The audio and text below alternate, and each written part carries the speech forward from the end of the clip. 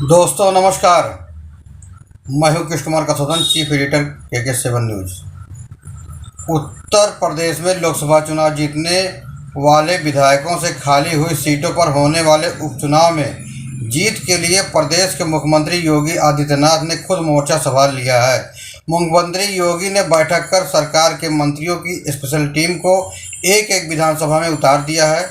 यह सभी इसी हफ्ते से उपचुनाव वाले विधानसभा क्षेत्र में मोर्चा संभाल लिए हैं।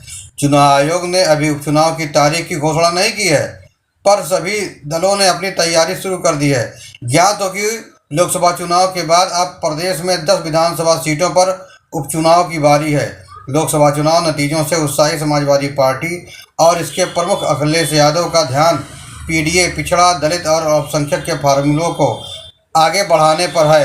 वहीं सूबे की सत्ता पर काबिज भारतीय जनता पार्टी के सामने उपचुनाव में जीत के साथ साख बचाने की चुनौती है। इन उपचुनाव में दलित मतदाताओं का फैक्टर बढ़िया साबित हो सकता है।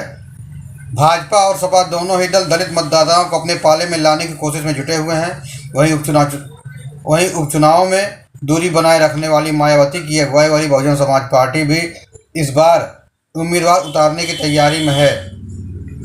प्रदेश की जिन 10 विधानसभा सीटों पर उपचुनाव होने वाले हैं, उसमें कन्नौज से सांसद निर्वाचित होने के बाद समाजवादी पार्टी के प्रमुख अखिलेश यादव के इस्तीफे से रिक्त हुई मैनपुरी जिले की करहल और फैजाबाद के सांसद अवधेश प्रसाद के इस्तीफे से रिक्त हुई मिल्कीपुर के साथ ही कटेहरी, कुंदरकी, गाजियाबाद, खैर विधानसभा सीट भी शामिल है। फूलपुर, मीरापुर, मझवा और सीसामऊ विधानसभा सीट के लिए भी उपचुनाव होने हैं।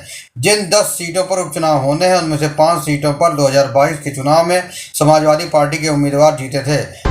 बड़ा संस्था ही हो, जो 2 एम्स आए हैं। मुझे याद है कि रायबरेली का एम्स भी समाजवादी सरकार में जमीन दी गई, उसके परिणाम है कि वह एम्स बन गया। गोरखपुर में भी जो एम्स आया, समाजवादी सरकार थी, जमीन दी गई, तब एम्स आया। और जो एम्स आ भी गए हैं, अगर वहां 2 पर्याप्त इलाज मिल पा रहा है। केवल यही नहीं, मेक इन इंडिया सपना तो यह दिखाया गया था कि अगर प्राइवेटाइजेशन हो जाएगा तो नौकरियां मिल जाएंगी। कुछ हद तक तो बहुत सी चीजें प्राइवेटाइज हो गई, लेकिन नौकरियां कम होती चली गई। और जो सबसे बड़ा सवाल है, जो PDA परिवार के लोगों को जो हक और सम्मान मिलता है, क्या ये सरकार वो दे पा रही है? टैक्स कलेक्शन में सपना दिखा रहे हैं कि हम यहां पहुंच गए हैं। आखिरकार एक्सपोर्ट क्यों कम होता चला जा रहा है? और हम जो ट्रेड डेफिसिट है, उसको कैसे खत्म करेंगे? भाजपा के पास 3, निषाद पार्टी के पास 1 और जयंत चौधरी की अगुवाई वाली राष्ट्रीय लोकदल के पास 1 सीट थी।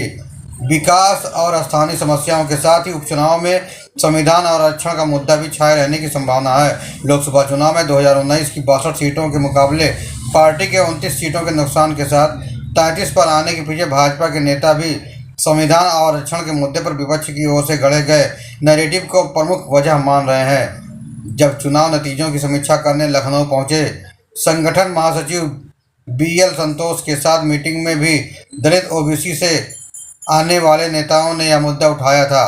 भाजपा नेताओं ने BL संतोष को ये बताया था कि आउटसोर्सिंग में आरक्षण का न होना लोकसभा चुनाव में पार्टी की हार के पीछे बड़ी वजह रहा। दलित समाज इसे आरक्षण खत्म किए जाने की दिशा में पहला कदम मान बैठा है। विपक्ष संविधान को लेकर भी भाजपा के खिलाफ नैरेटिव सेव करने में सफल रहा। पार्टी के नेता यह भी मान रहे हैं भाजपा के सामने संविधान और आरक्षण के मोर्चे पर विपक्ष के नैरेटिव से निपटने की चुनौती भी होगी। वहीं मैनपुरी सीट के करहल विधानसभा में यादव आबादी की बहुलता है। गाजियाबाद सीट शहरी है और इसे भाजपा के लिए अपेक्षाकृत आसान बताया जा रहा है। यही मैं आप सबसे कहना चाहता हूं। आप दुनिया की तस्वीर वर्तमान में देख रहे होंगे। कुछ तो हमें इन चीजों को देखना पड़ेगा। क्या है इन सब का कारण? आज भारत के तमाम पड़ोसी चल रहे हैं। मंदिर तोड़े जा रहे हैं, चुन चुन करके हिंदुओं को निशाना बनाया जा रहा है। और तब भी हम इतिहास की उन परतों को ढूंढने का प्रयास नहीं कर रहे हैं कि इस प्रकार की दुर्भाग्यपूर्ण स्थिति क्यों वहां पर पैदा हुई है, क्यों पैदा हुई है। और इसलिए बहनों भाइयों, हम याद करें, जो समाज इतिहास की गलतियों से सबक नहीं सीखता है, उसका उज्जवल भविष्य पर भी ग्रहण लगता है।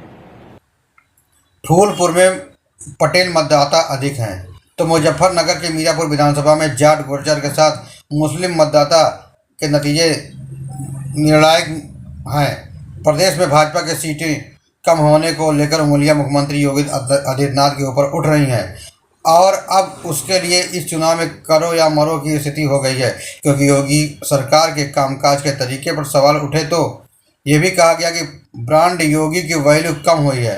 हालांकि लोकसभा चुनाव के लिए उम्मीदवार चयन में मुख्यमंत्री योगी की सीधी भूमिका नहीं थी। मुख्यमंत्री योगी के पास उपचुनाव में अपनी सीटें बचाए रखने हेतु विपक्ष की जीती सीट हासिल कर यह साबित करने का मौका है कि प्रदेश के जनमत पर उनकी छाप अभी कम नहीं हुई है। उपचुनाव में भाजपा का प्रदर्शन अगर कमजोर रहा तो पार्टी के भीतर विरोध के स्वर और तेज हो सकते हैं। मुख्यमंत्री योगी को भी इस बात का अंदाजा हो गया है कि इस कारण वे खुद मोर्चा संभाल रहे हैं। प्रदेश में दलित वर्ग मायावती की अगुवाई वाली बहुजन समाज पार्टी का कोर वोटर माना जा रहा है। सूबे में करीब 20% आबादी दलित वर्ग की है और बसपा का वोट शेयर भी 29% के आसपास रहता है। लेकिन हाल के कुछ वर्षों में कुछ चुनावों में तस्वीर बदली है। बसपा को लोकसभा चुनाव में 9% वोट मिले हैं। पार्टी वोट शेयर के लिहाज से कांग्रेस से भी पीछे रही है। बसपा का खाता भी नहीं खुला था। इसके उलट आज़ाद समाज पार्टी के प्रमुख चंद्रशेखर आज़ाद नगीना सीट से जीतकर संसद पहुंचने में सफल रहे। अब यह कहा जा रहा है दलितों का मोह मायावती से भंग हो चुका है। नगीना में जहां दलित नेतृत्व का विकल्प था, दलित मतदाताओं ने वहां उसे चुना और बाकी जगह भी मायावती से छिटका या वोट बैंक सपा और भाजपा में बंट गया। भाजपा के नेताओं ने खुद समीक्षा बैठक में यह कहा कि दलितों ने पार्टी को वोट करने से परहेज किया।